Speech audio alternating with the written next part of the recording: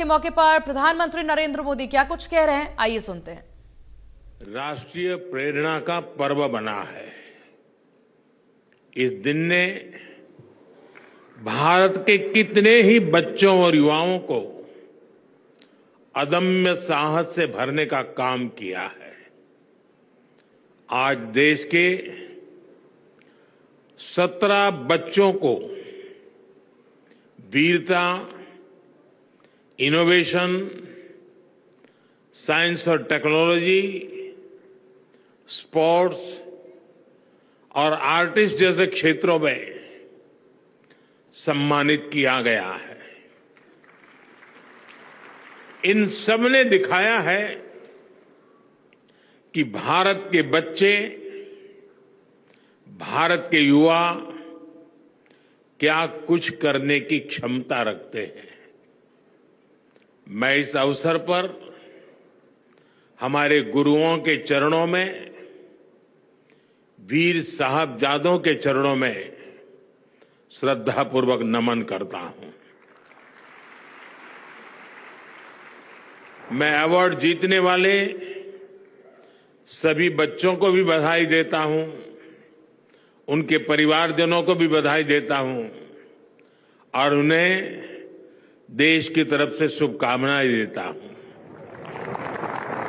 साथियों, आज आप सभी से बात करते हुए मैं उन परिस्थितियों को भी याद करूंगा जब वीर साहबजादों ने अपना बलिदान दिया था। ये आज की युवा पीढ़ी के लिए भी जानना उतना ही जरूरी है और इसलिए उन घटनाओं को बार बार याद किया जाना ये भी जरूरी है। 325 साल पहले के वो हालात, 26 दिसंबर का वो दिन जब छोटी सी उम्र में हमारे साहबजादों ने अपने प्राणों की आहुति दे दी। साहिबजादा जोरावर सिंह और साहिबजादा फतेह सिंह की आयु कम थी, लेकिन उनका हौसला आसमान से भी ऊंचा था।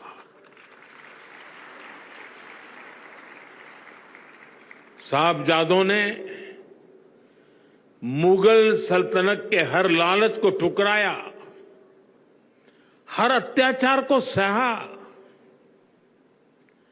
जब वजीर खान ने उन्हें दीवार में चुनवाने का आदेश दिया तो साहबजादों ने उसे पूरी वीरता से स्वीकार किया।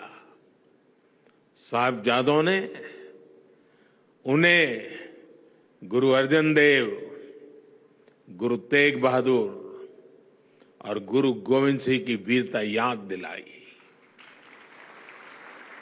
ये वीरता हमारी आस्था का आत्मबल था। साहिबजादों ने प्राण देना स्वीकार किया, लेकिन आस्था के पथ से वो कभी विचलित नहीं हुए। वीर बाल दिवस का ये दिन हमें ये सिखाता है कि चाहे कितनी भी विकट स्थितियां आए, कितना भी विपरीत समय क्यों न हो, देश और देश हित से बड़ा कुछ नहीं होता। इसलिए देश के लिए किया गया हर काम वीरता है। देश के लिए जीने वाला हर बच्चा, हर युवा वीर बालक है। साथियों, वीर बाल दिवस का ये वर्ष और भी खास है। ये वर्ष भारतीय गणतंत्र की स्थापना का, हमारे संविधान का 75वां वर्ष है। इस 75वें वर्ष में देश का हर नागरिक वीर साहबजादों से राष्ट्र की एकता, अखंडता के लिए काम करने की प्रेरणा ले रहा है। आज भारत जिस सशक्त लोकतंत्र पर गर्व करता है, उसकी नींव में साहबजादों की वीरता है, उनका बलिदान है। हमारा लोकतंत्र हमें अंत्योदय की प्रेरणा देता है, संविधान में सिखाता है कि देश में कोई भी छोटा बड़ा नहीं है, और ये नीति, ये प्रेरणा हमारे गुरुओं के सर्वदा भला के उस मंत्र को भी सिखाती है, जिसमें सभी के समान कल्याण की बात कही गई है।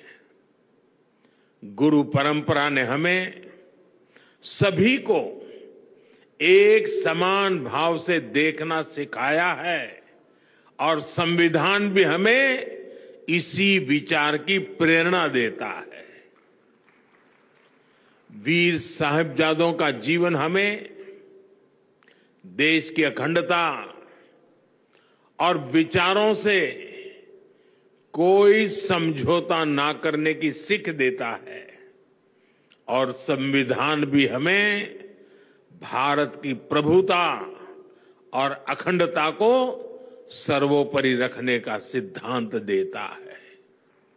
एक तरह से हमारे लोकतंत्र की विराटता में गुरुओं की सीख है, साहिबजादों का त्याग है, और देश की एकता का मूल मंत्र है।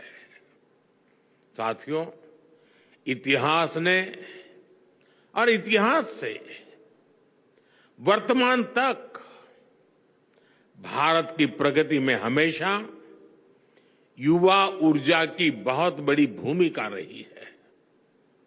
आजादी की लड़ाई से लेकर के 21वीं सदी के जन आंदोलनों तक भारत के युवा ने हर क्रांति में अपना योगदान दिया है। आप जैसे युवाओं की शक्ति के कारण ही आज पूरा विश्व भारत को आशा और अपेक्षाओं के साथ देख रहा है।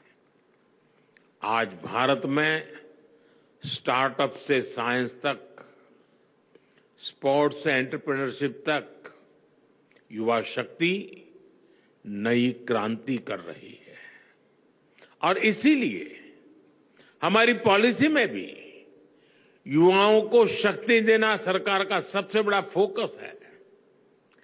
स्टार्टअप का इकोसिस्टम हो, स्पेस इकोनॉमी का भविष्य हो, स्पोर्ट्स और फिटनेस सेक्टर हो, फिनटेक और मैन्युफैक्चरिंग की इंडस्ट्री हो, स्किल डेवलपमेंट और इंटर्नशिप की योजना हो, सारी नीतियां यूथ सेंट्रिक है, युवा केंद्रीय है, नौजवानों के हित से जुड़ी हुई है। आज देश के विकास से जुड़े हर सेक्टर में नौजवानों को नए मौके मिल रहे हैं। उनकी प्रतिभा को, उनके आत्मबल को सरकार का साथ मिल रहा है। मेरे युवा दोस्तों, आज तेजी से बदलते विश्व में आवश्यकताएं भी नई हैं, अपेक्षाएं भी नई हैं, और भविष्य की दिशाएं भी नई हैं। ये युग अब मशीनों से आगे बढ़कर मशीन लर्निंग की दिशा में बढ़ चुका है। सामान्य सॉफ्टवेयर की जगह एआई का उपयोग बढ़ रहा है। हम हर फील्ड में नए चेंजेस और नए चैलेंजेस को महसूस कर सकते हैं। इसलिए हमें हमारे युवाओं को फ्यूचरिस्टिक बनाना होगा। आप देख रहे हैं, देश ने इसकी तैयारी कितनी पहले से शुरू कर दी है। हम नई राष्ट्रीय शिक्षा नीति नेशनल एजुकेशन